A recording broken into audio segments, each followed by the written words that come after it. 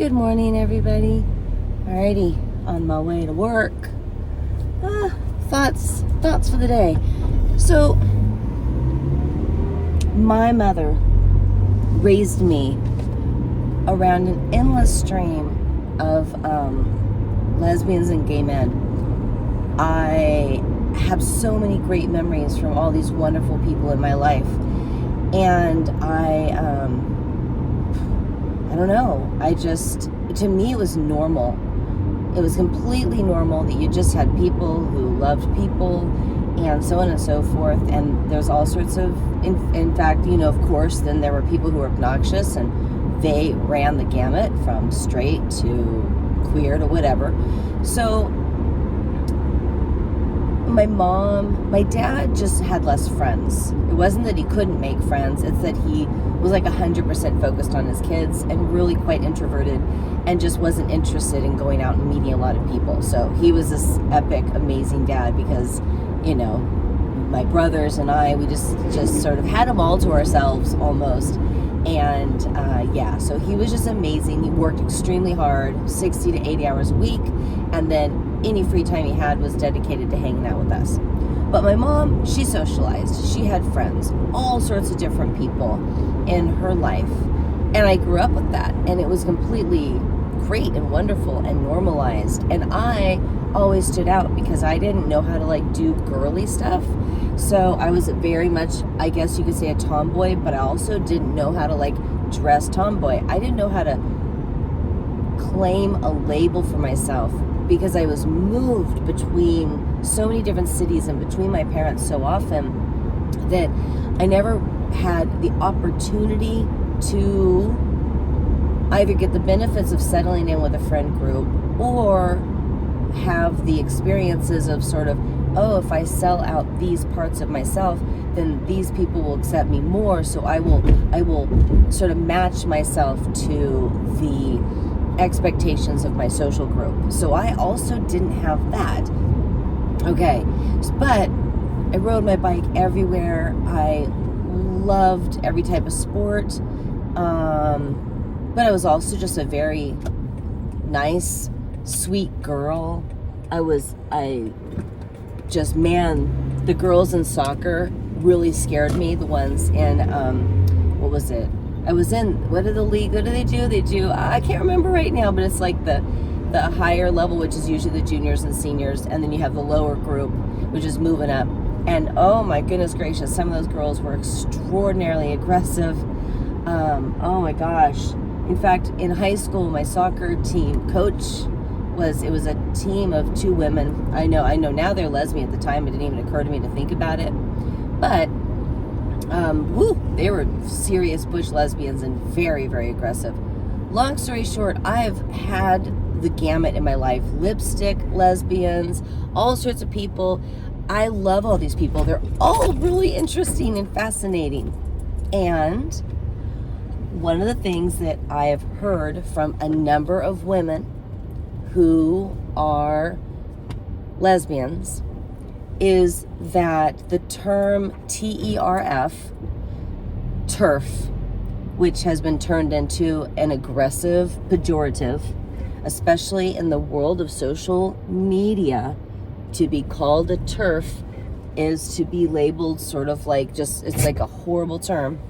It largely originated as an attack by biological men living the trans woman lifestyle or experience, going through the trans experience, entering into lesbian focused spaces. So like bars where it's a lesbian night, or other spaces specifically where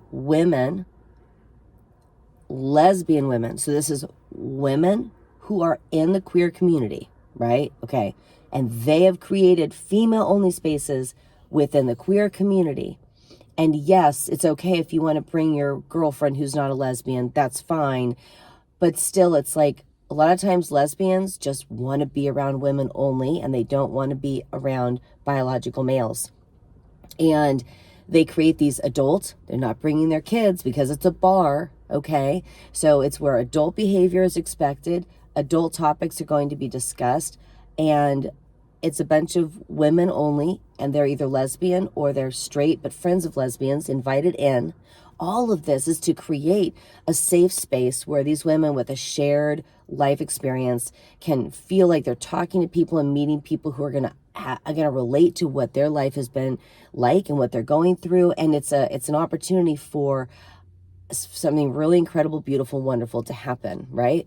And what happened was biological males, and if you think about it, there is this big giant fantasy in the world of pornography and in the world of male psyche of, oh, I'm going to turn that lesbian into, someone who loves having sex with men because I'm so great in bed. So there's this backdrop. That concept has been around for decades, okay? And so biological males, men, adults, would show up at these spaces dressed up in all their female stuff, and they would say, I'm actually a lesbian because I'm really a woman, and I'm a woman who's sexually attracted to women. So women who like women are lesbians. So hi, I'm here to hang out in your group at your bar. And in addition to hanging out and wanting a bunch of emotional support, ideas, help me with my makeup, for the lipstick lesbians, they could do that. I also am going to be attracted to some of you, and I'm going to approach some of you about dating, about having one night hookups, about, sex. And then when the lesbians were like, yo, we're figuring you out. You seem like a nice person. We're okay talking to you, but no, actually, we're lesbians and we don't want to go home with you and have sex with a penis. Like, that's not what we're interested in. And even though you wear nice clothing and makeup and all that, we can still tell you're a man. Even if you're popping the hormones, you're still a man, and we're not even attracted to you because we're sexually attracted to women. When that happened, when these biological males entered into these spaces and requested sex and were denied, they became angry.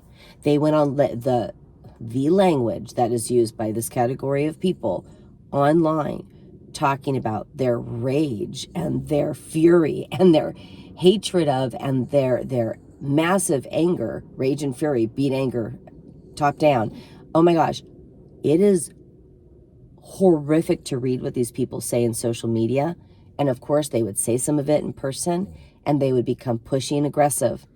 And from that refusal of sex, we are talking about women saying no to biological men. I don't want to have sex with you. They should just be able to say, oh, no, I don't want to go home with you tonight, but thanks for the ask. That should be enough. But what would happen is the biological male would be like, why? Demanding.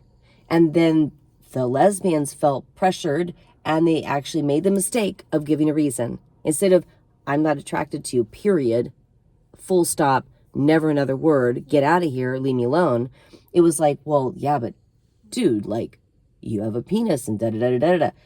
Once they started giving reasons, that gave these men who were unhealthy, who are sexually aggressive, who are in the wrong, the idea that they could start arguing their point. And that is largely where the term TERF, trans, exclusionary, radical feminist. So they then decided that these lesbians were radical feminists who were excluding trans women. And that's the first people to be attacked with the term TERF were lifelong established lesbian women in their safe spaces that they have spent decades creating for themselves. And they are being attacked by biological males who wanted to have sex with them and were angry that they are being refused sex. Now, I just want you to think on that for a bit. Have a good day.